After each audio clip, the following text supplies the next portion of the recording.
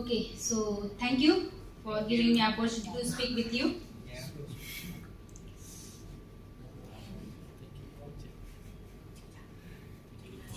So my first question is, what is the most important aspect of our life? Và câu hỏi đầu tiên mà chị muốn đưa ra cho mọi người đó là khía cạnh quan trọng nhất trong cuộc sống của chúng ta là gì ạ? Và điều đầu tiên là mọi người đừng trả lời ngay lập tức. And money? Okay. Money. Okay. Because happy wife, happy life. Happy wife, happy life. Good answer actually. Then, anyone? Philosophy. Okay. So, okay. So don't answer immediately. So whatever you have answered, now think on this topic, hint. So this is something which we cannot replace with anything, and which we cannot buy, and it only comes from the natural power and source. Và tất cả những cái câu trả lời mọi người trả lời thì nó có thể là đúng, thế nhưng mà cái câu trả lời cô muốn hướng đến là mọi người có thể nhìn qua ba cái gợi ý này. Đầu tiên đây là một thứ mà không thể thay thế bằng bất cứ thứ gì khác, cũng như là không thể nào mua được, và nó đến từ những cái năng lượng tự nhiên, sinh ra đã có rồi. So now think and answer again. Mọi người có nghĩ ra được là gì không ạ? Sorry. Beautiful girl. Okay. Chị Hà trả lời là thời gian và sức khỏe, đúng không ạ? So the most important aspect of our life is health. Good answer. Clap for her. Now, when you think about health, what comes in your mind? Khi mà nghĩ về từ sức khỏe này thì cái điều đầu tiên mọi người nghĩ đến là gì ạ? Exercise, good, and Eat healthy. eat healthy, good, Yeah. and Sleep enough time.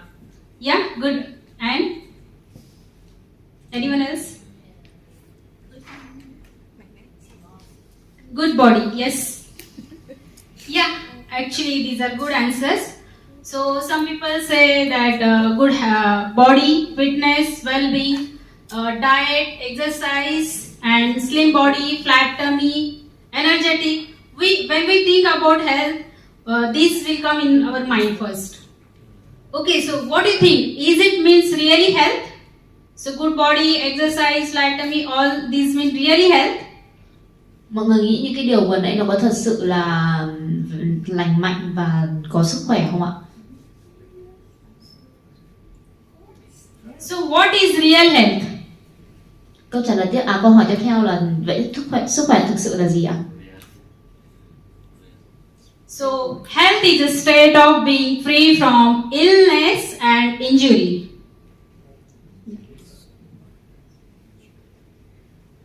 Or we can say it is a complete physical and our mental and the social well-being. This is what the real health. And it is absence of disease in our life. Và khỏe mạnh thì có nghĩa là khi mà cơ thể hoàn toàn khỏe mạnh về tinh thần cũng như là thể chất, và đối với các cái đối với ngoài xã hội xung quanh, tất cả những người xung quanh mình thì đó cũng có thể coi đó là khỏe mạnh, cũng như là không bị vướng mắc hoặc là bị mắc đến bất kỳ một cái chứng bệnh nào. What happens if we have unhealthy life? Và câu hỏi tiếp theo đó là mọi người nghĩ điều gì sẽ xảy ra nếu mà chúng ta có một cái lối sống không lành mạnh, có một cuộc sống không khỏe mạnh ạ? So anybody want to answer? Mọi người có trả lời cho câu hỏi này không ạ?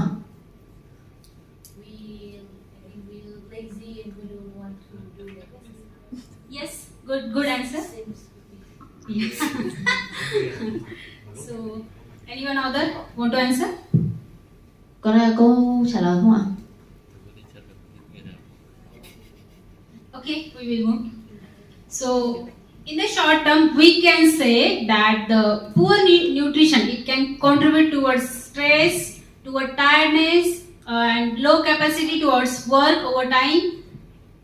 Và điều cô muốn nói ở đây là trong một cái khoảng thời gian ngắn, nếu mà cơ thể chúng ta không hấp thụ những cái chất dinh dưỡng tốt thì nó có thể gây nên những cái sự căng thẳng, những cái sự mệt mỏi, cũng như là cái cái công việc của mình không được hoàn thành theo khả năng cao và có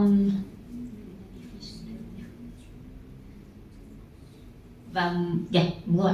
Okay. So, such as we can say, poor health move towards being overweight or obese. It move towards high blood pressure. It's shortening our life. It will cause a heart disease. It will give a lung cancer, diabetes. It will reduce our mental capacity. Many more. Và ở bên trên thì cô cũng đã đưa ra một vài những cái căn bệnh, những cái hậu quả khi mà chúng ta không có một cái lối sống lành mạnh. Đầu tiên đó là thừa cân này, huyết áp cao này, cái tuổi thọ của chúng ta sẽ bị rút ngắn lại, những cái căn bệnh về tim hoặc là ung thư phổi, bệnh tiểu đường, có giảm trí lực, vân vân và vân vân. Okay. So, what we can achieve if we are healthy? Và mặt ngược lại, câu hỏi tiếp theo đó là nếu mà chúng ta khỏe mạnh thì chúng ta có thể đạt được những điều gì ạ? So, anyone want to answer on this? So get from this. So, just think, if you are healthy, what you can achieve?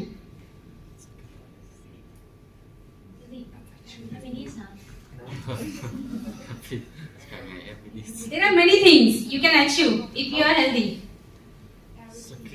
Yeah, everything. Good. Yes, good answer actually. We can achieve whatever we want in our life. If you are healthy, you can achieve whatever you want. Và khi mà chúng ta khỏe mạnh thì thực tế chúng ta có thể đạt được bất cứ cái điều gì mà chúng ta muốn ạ. So, we can fulfill our goals. Chúng ta có thể hoàn thành được tất cả những cái mục tiêu mà mình đã đề ra. With our mental well-being, we can have a good relationship with our family, with our friends, with our surroundings. Và đồng thời nếu mà chúng ta có một cái sức khỏe tinh thần tốt thì chúng ta có thể có được những cái mối quan hệ rất là tốt đẹp với gia đình, bạn bè và những người xung quanh. With our physical well-being, we can efficiently work towards our goals. Và song song với nó thì nếu chúng ta có một cái thể chất khỏe mạnh thì ta cũng có thể làm việc rất hiệu quả để có thể đạt được những cái mục tiêu của mình. And with our spiritual well-being, we can achieve purpose in our life. Và đối với khi mà chúng ta có một cái sức khỏe về tinh thần tốt thì chúng ta cũng có thể đạt được cái mục tiêu trong cuộc sống của mình.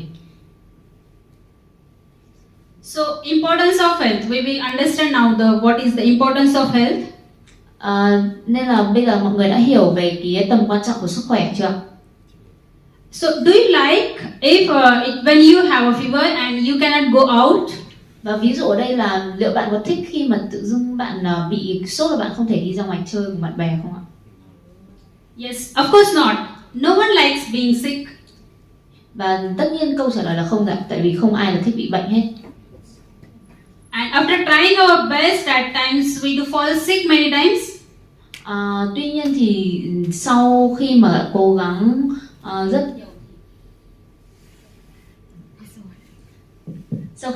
rất nhiều thì cũng chắc chắn cũng sẽ có một vài đôi lúc chúng ta sẽ phải đổ bệnh ạ.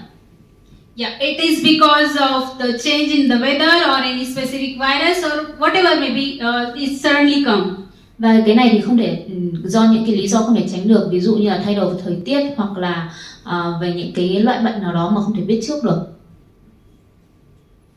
Now, how to achieve health? Vậy làm thế nào để có thể đạt được sức khỏe tốt đấy ạ? Yes. So we have to do regular yoga. Đầu tiên thì chúng ta nên tập yoga thường xuyên. Yeah, and we need to have a balanced diet. Chúng ta cũng nên có một cái chế độ ăn uống cân bằng. We need to take some enough sleep. Chúng ta nên ngủ đủ giấc ạ. And we should have a good hygiene habits. Và chúng ta nên có thói quen vệ sinh tốt. Yeah, these are the simple techniques. We can use these and we can achieve a good health. Đây chính là 4 cái cách thức rất là đơn giản mà mọi người có thể sử dụng để có thể đạt được sức khỏe tốt. Now we are doing one health affirmation. So just all of you close your eyes and put your hand on your heart and say behind me whatever I'm telling. Okay? Bây giờ thì cô ấy sẽ tất cả mọi người thì sẽ đọc những câu nói khẳng định về sức khỏe của bản thân. Thì cô ấy muốn mọi người nhắm mắt lại và để tay lên trên ngực trái ạ.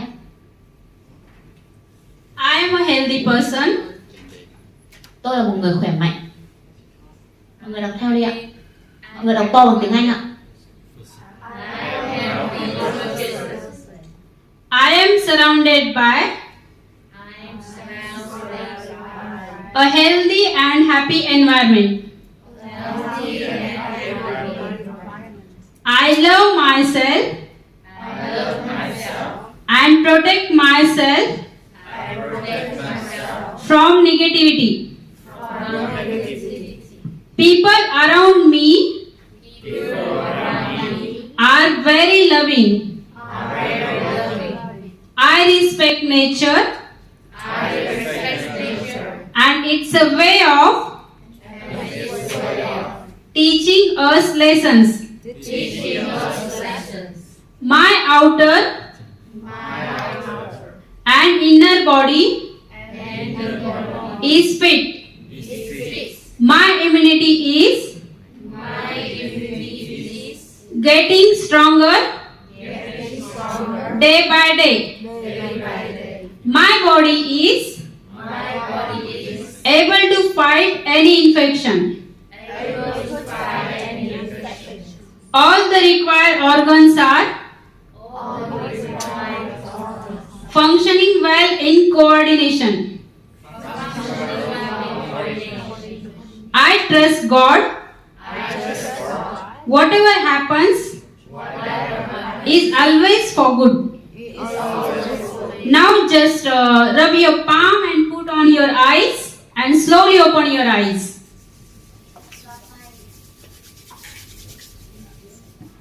Xoa tay xong rồi xoa lên mắt ạ. Xong rồi mở mắt ra. Now how you feel? Mọi người nghĩ như thế nào ạ? Yeah, okay. Thank you.